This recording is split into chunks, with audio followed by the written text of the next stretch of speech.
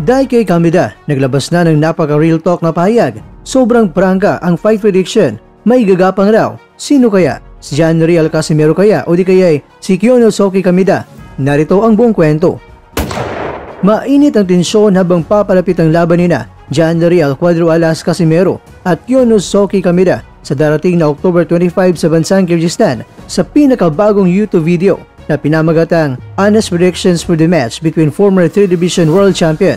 Nagsalita na isa sa mga haligi ng Kameda Promotions na si Daiki Kameda tungkol sa kanyang real talk na prediction sa laban.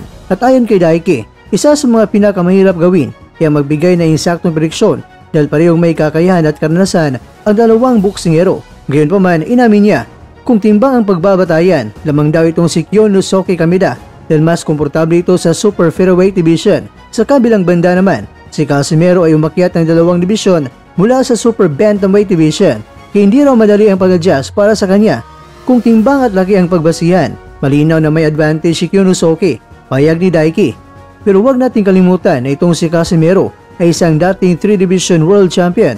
Ang karanasan niya sa loob ng ring ay hindi matatawaran. Dagdag pa ni Daiki, alam niyang minamaliit ni Casimero itong si Kyonosuke.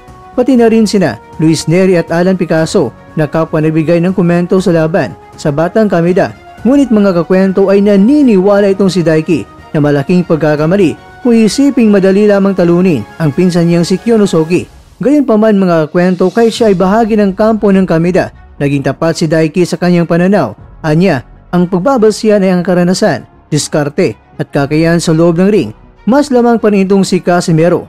Sa totoo lang, kahit na pinsan ko si Kyonosuke, masasabi ko na mas mataas ang antas ang laban ni Casimero. Iba ang pinagdaanan niya, 3 world titles, iba't ibang bansa at matitindi ang mga nakalaban. Anya, sa kanyang pananaw mga kakwento, magiging malaking hamon para kay Casimero ang biglang paakyat ng timbang. Ngunit naniniwala siya na may paraan si Cuadro Alas upang makahanap ng rhythm o ritmo sa mas mabigat na dibisyon. At para kay Daiki, dito raw masusubukan ang kakayahan ni Casimero na mag-adjust at magdala ng lakas kahit sa mas malaking kalaban. Pero baka magulat raw ang marami, pero para sa kanya, ang mananalo ay itong si Casimero sa pamamagitan ng knockout. Yan ang wika ni Daiki. It's KO from Kasiwa. Gagamitin niya ang kanyang lakas at karanasan para pagapangin niya itong si Kyonosuke. Alam kong may talento si Kyonosuke, pero sa laban ng ito, gagapang boy siya kay Casimero. Ayon yan kay Daiki mga kakwento. At ayon pa sa kanya, mukhang hindi sapat ang naging training camp ni Kyonosuke kumpara sa veteranong Filipino fighter. Bagamat determinado itong si Kyonosuke, pero sinabi ni Daiki na ibang antas ang pressure kapag harap na si Casimero sa ring, isang veteranong sanay sa mga big stage fights. Ibinahagi rin ni Daiki ang kanyang prediksyon kung paano tapusin ni Casimero ang laban. At ayon sa kanya, malaki ang posibilidad na tatargetin muna ni Casimero ang ulo ni Kyonosuke upang mabawasan ang kumpiyansa nito bago bumanat sa katawan gamit ang mga malalakas na body shots. Kapag napilit na si Kyonosuke na yumuko dahil sa sakit ng mga body punches, doon na raw magiging easy target ang mukha niya para sa finishing combination ni Casimero. Alam natin na matalino sa ring si Casimero. Maliwanag ni Daiki, hindi siya basta-basta sumusugod. Pinag-aaralan muna niya ang mga kilos ng kalaban. Kapag nakita niyang bumabagal na si Kyonosuke, doon na siya maglabas ng kombinasyon na pwedeng magtapos sa laban. Ang pahayag ni Daiki mga kakwento ay umani ng halo-halong reaksyon mula sa mga boxing fans. May mga sumang-ayon sa kanya, sinasabing masyado pang hilaw si Kyonosuke para sa antas ng isang Casimero. Ngunit mayroon ding naniniwala na dahil mas bata at mas malaki si Kyonosuke, posible ito maging upset win laban sa Pinoy. Sa huli, nanindigan si Daiki mga kwento sa kanyang paniniwala. Ang laban na ito ay magiging malaking pagsubok para sa dalawang boksingero. Pero sa aking nakikita bilang isang boksingero at tagapamahala, si Casimero ang mananalo by way of knockout. Hindi dahil gusto kong malitin ang pinsan ko, kundi dahil ganun ko nakikita ang realidad sa laban.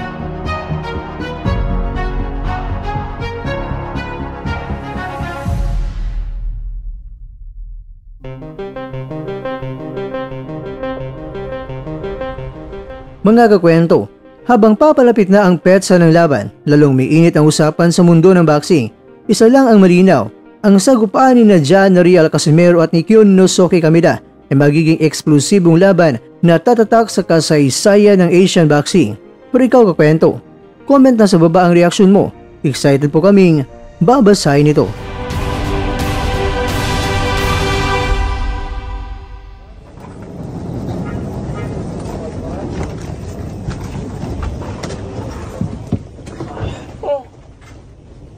Tugnaw?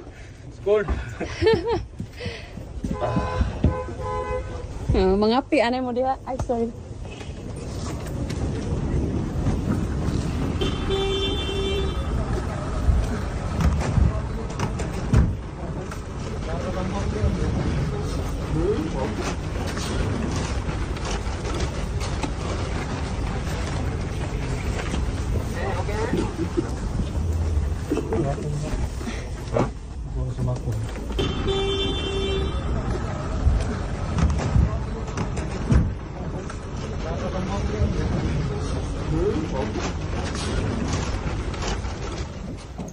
Ganda talaga ng mga unloaded shot. My name. Andito na naman si Cuadro Alas. Andito na naman si Cuadro Alas. Shout my name. Ganda lang. Salamat, Ate Ruby. Unloaded oh.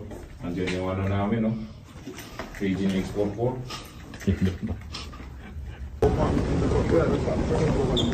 Ganda talaga ng mga unloaded shot. My name. Andito na naman si Cuadro Alas.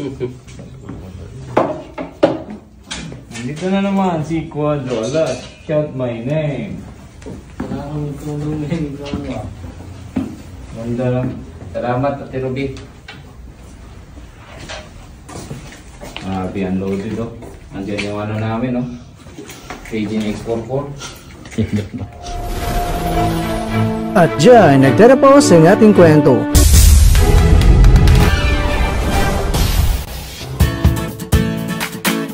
Maraming salamat mga kakwento sa inyong panonood. Pero baka naman mga kakwento ay nagustuhan niyo po ang kwento natin ngayon. Baka pwede niyo po akong mabigyan dyan ng like, subscribe at pa-click na rin sa bell button.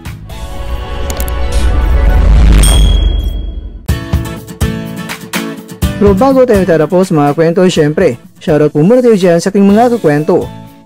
Kay kakwentong Kiko YouTube TV, kay kakwentong Orlando Samson, kay kakwentong Joseph Pagagnan, at kakwentong nanonood ngayon, shoutout sa iyo dyan. Bueno, dito na po muna ang ating kwentuhan, at abangan nyo na po ating susunod na video. At dito na po yan sa isang channel na kung saan maaring ito'y mga kwentong di pa na kwento sa inyo.